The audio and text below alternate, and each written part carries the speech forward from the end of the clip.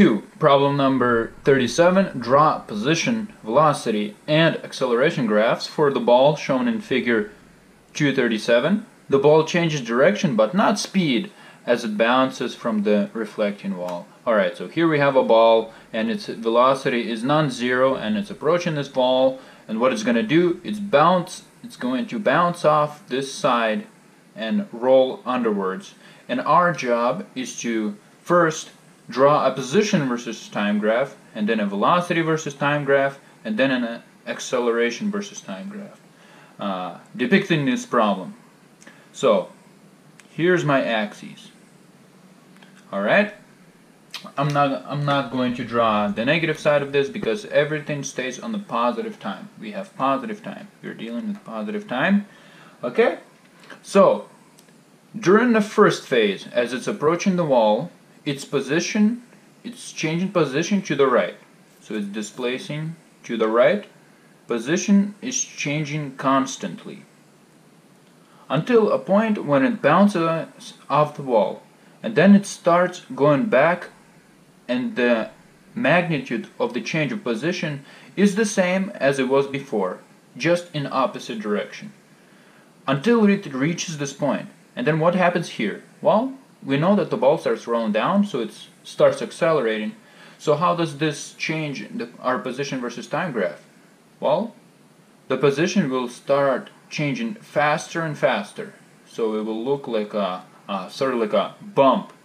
And then after that little interval, it will continue going at this new faster speed. So the position will be changing faster, because this is, after all, a position versus time graph.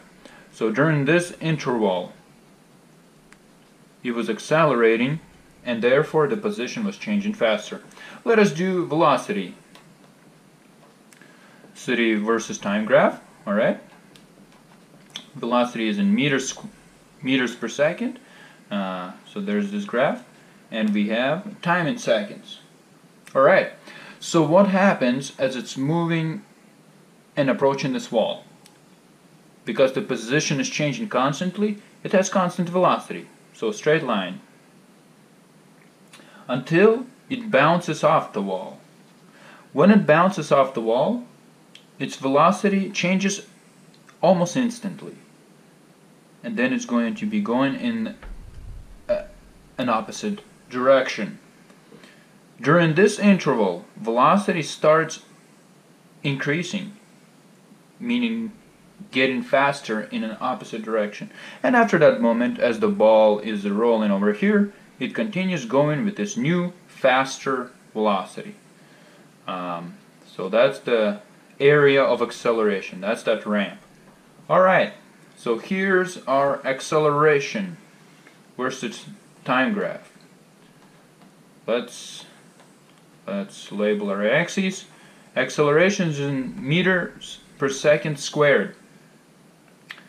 And this graph is going to be very boring, because acceleration is going to be 0 until it reaches this place where it has some acceleration, some negative acceleration, because it's accelerating in an opposite direction, and then it has more 0 acceleration. And that is basically how you approach problem number 37. Problem number 49, this is a very difficult problem actually. So a 200 kilogram weather rocket is loaded with 100 kilograms of fuel and is fired straight up. It accelerates upward at 30 meters per second squared for 30 seconds, then runs out of fuel. Ignore any air resistant effects. So we are asked to find what is the rocket's maximum altitude, meaning how high does the rocket get. Alright, so first of all, because we are not introduced to forces yet, we will have to ignore the fact that it lost some mass as it reached its final point when it stopped accelerating. So we're just going to ignore this part when it lost 100 kilograms out of its total mass. But what we won't ignore is we won't ignore all the other quantities. So like always, we want to start with listing all of our knowns and unknowns. And specifically, what we want to notice in this problem is that as the rocket is accelerating upwards, there are two phases as it's reaching its highest point, highest altitude. There's a point when it's accelerating. So that's phase 1. And then it stops accelerating. And phase 2 begins because it's in free fall. As the rocket is in free fall, that will be analyzed in phase 2 part of this problem, because it will continue moving upwards. So phase 1, let's find the altitude of how high it gets as it is accelerating. So let's list all of our knowns and unknowns. So it's a great strategy. We know initial velocity of the rocket in the y direction, and it's 0 meters per second. We also know the acceleration of the rocket in the y direction, and that happened to be 30 meters per second squared positive because it's accelerating upwards. And we also know delta t. It's accelerating for 30 seconds. And we're trying to find delta y. And delta y, really what we're trying to find with this phase of the problem, is how high it gets during the first 30 seconds, during its acceleration. And we are going to try to find that. Alright, what formula will we choose? We will choose the fourth equation of kinematics, which states the following. Delta y equals velocity of the rocket initially times time plus 1/2 at squared. Alright, so we just have to reformat this a little bit and just look at this problem and see that because initial velocity is 0, all of that will be able to cancel. Alright, so all we're left with is 1/2 acceleration of a rocket multiplied by time squared. This is a fairly easy problem that you can plug into a calculator, and you will get 13,500 meters, about 13.5 kilometers. So this is phase 1.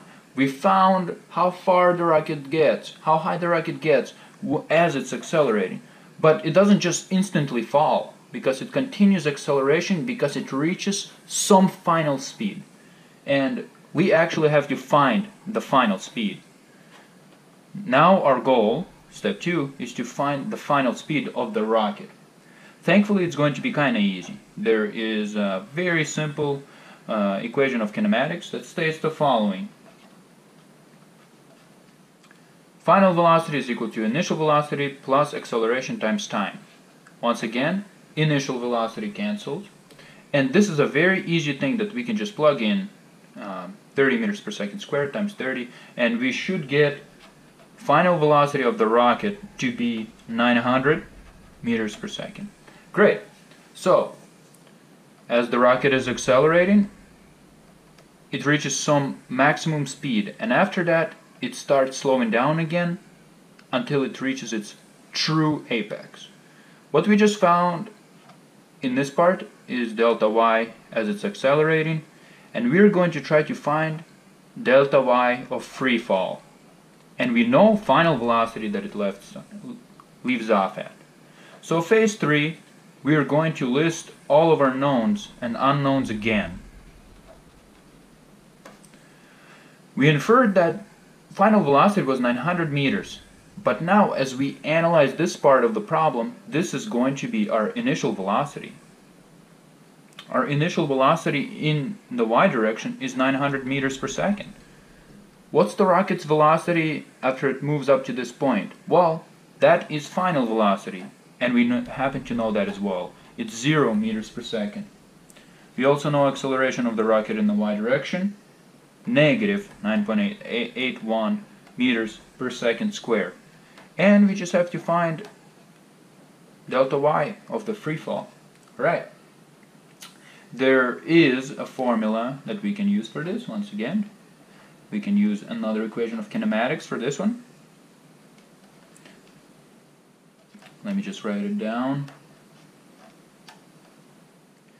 We would just have to reformat this a little bit. So first of all, final velocity will cancel. We will have minus initial velocity in the y direction squared divided by 2 times acceleration of of the rocket in the y direction. Sorry, I'm forgetting my subscripts at some points. Forgive me for that.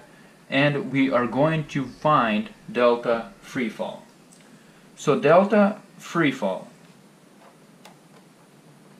after we plug all of this in, we will get 41,284 meters.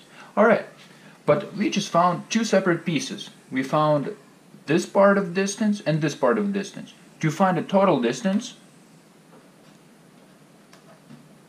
we have to add free fall and acceleration together.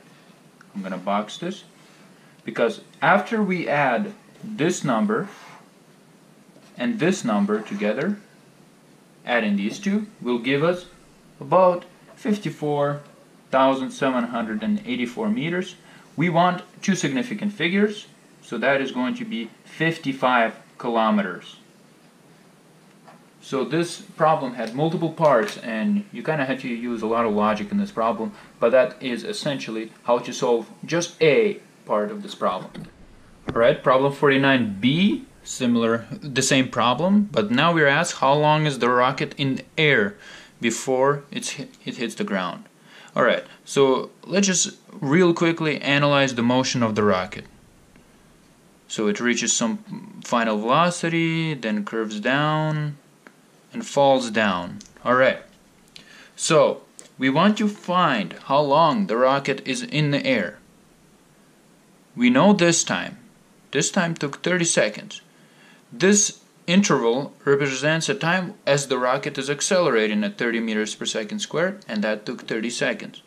Alright, but then the rocket moves at some final velocity up until its apex point, and then falls down to this point, where it reaches its final velocity again in the opposite direction.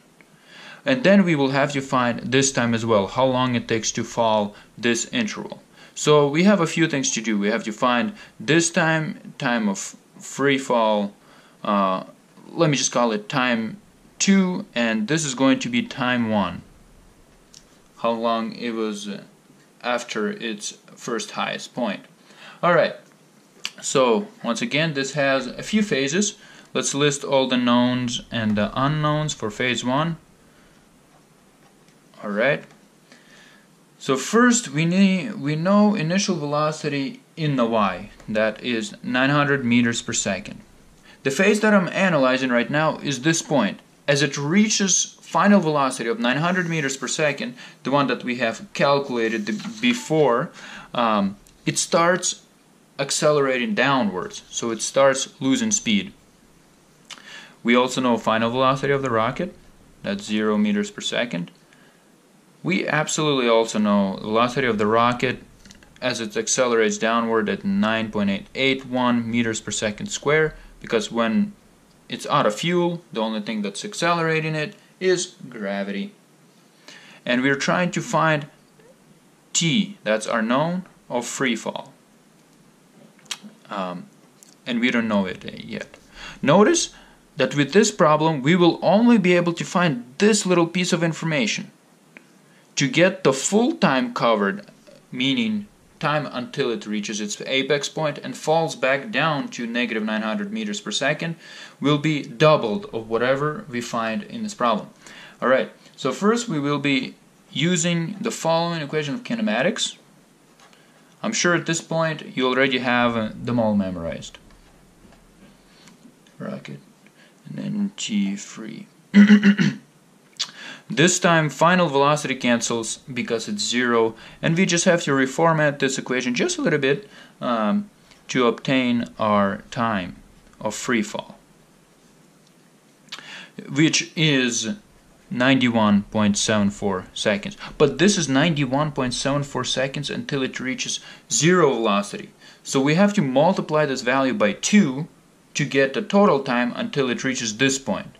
And actually T1 will be 2 times T free, which is 183.48 seconds.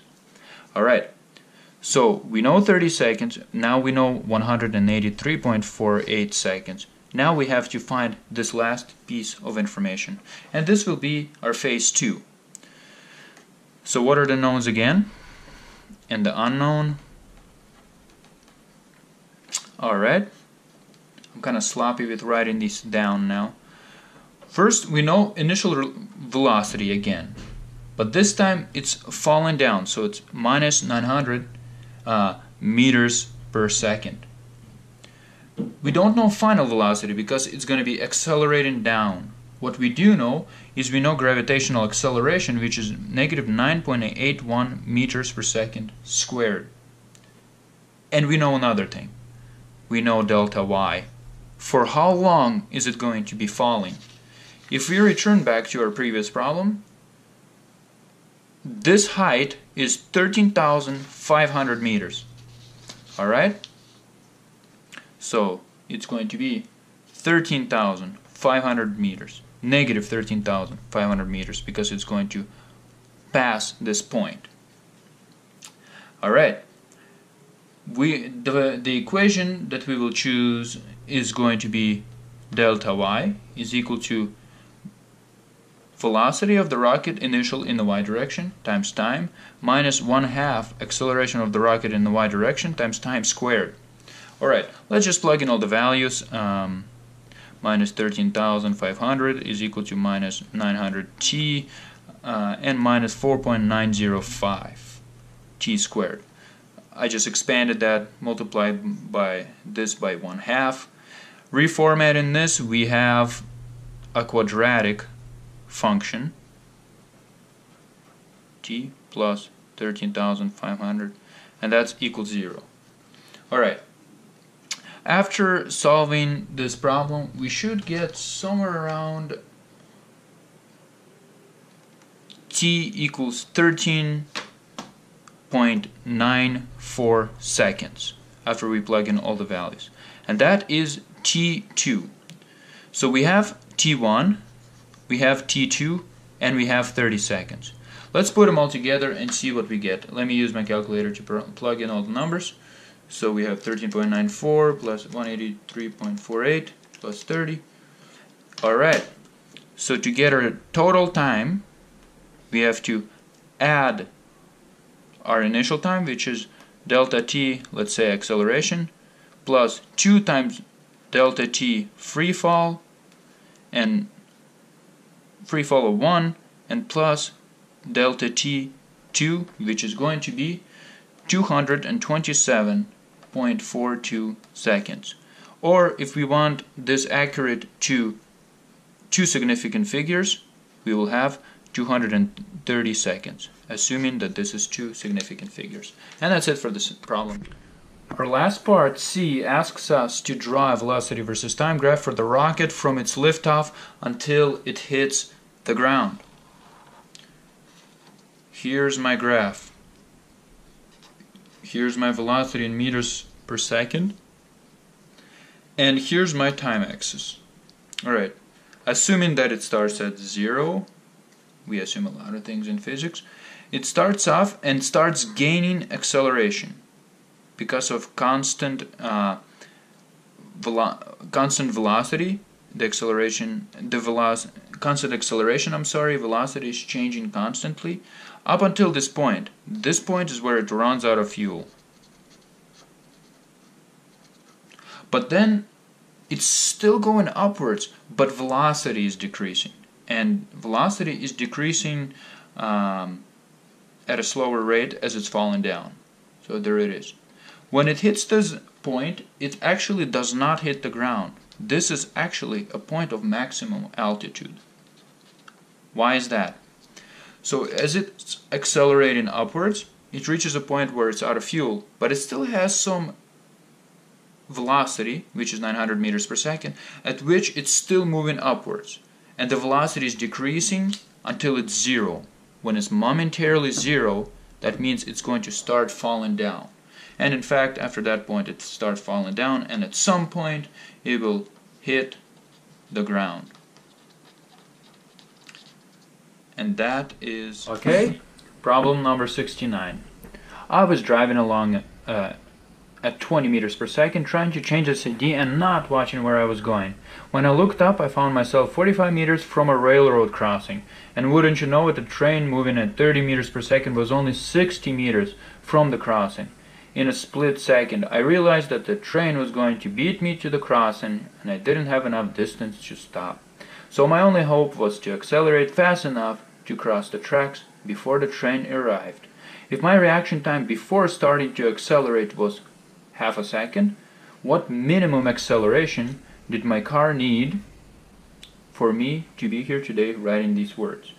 Alright, let's just draw a little picture of what exactly is going on.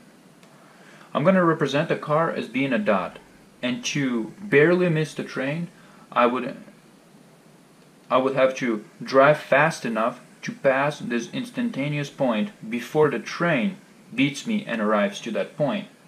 Alright, so train is moving this way, this is just a picture, and I am moving this way.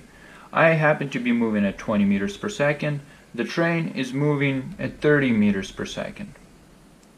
So a little bit faster, but also the distance that the train has to cover is 60 meters, and the distance that I have to cover is 45 meters. So maybe I am able to survive. So let us first start by analyzing this problem. So how long do I have until the train crosses this point?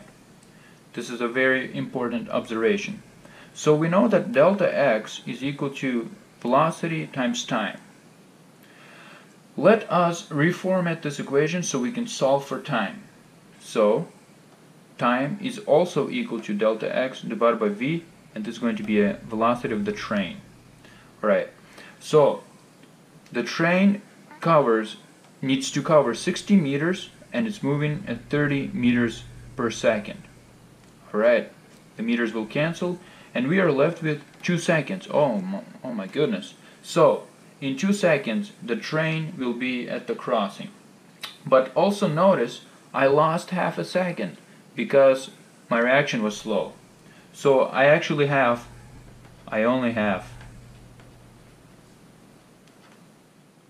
1.5 seconds. Just subtracted half a second from that value. Alright. Also, how far did I get in half a second? Because after all, I was moving at 20 meters per second. So in half a second, I drove 10 meters. Just an easy calculation. Once again, returning back to this formula, velocity 20 meters per second times half a second will give me 10 meters. So now I am 35 meters away from the crossing. Now I am only 35 meters away from the crossing. So let us list all of our knowns. Our knowns are time is 1.5 seconds. Alright, I have 1.5 seconds. My velocity of the car, and I will say just in the x direction, even though this looks like a y direction, but this is just a primitive picture. 20 meters per second, assuming I'm going to the positive direction, and the amount of distance I have to cover is 35 meters. Alright, the equation of kinematics that we will be using is delta x is equal to velocity initial of my car plus 1/2 the acceleration. I'm sorry, I forgot to identify what we're trying to actually find. We're trying to find the acceleration of my car in the x direction again. Alright, and then t squared. Amazing. So in this problem we just have to solve for acceleration. So we will bring this whole thing to the left. Then we will multiply this whole quantity by 2 to cancel the 1/2. And then we divide by t squared. And that will give us the acceleration of the car in the x direction. I am not going to plug in these values. I'm sure that at this point you are able to just look at this formula and be able to plug in all of the knowns. So I will just say that after plugging in all the values, I get 4.4 meters per second squared accurate to two significant figures. And that is problem number 69.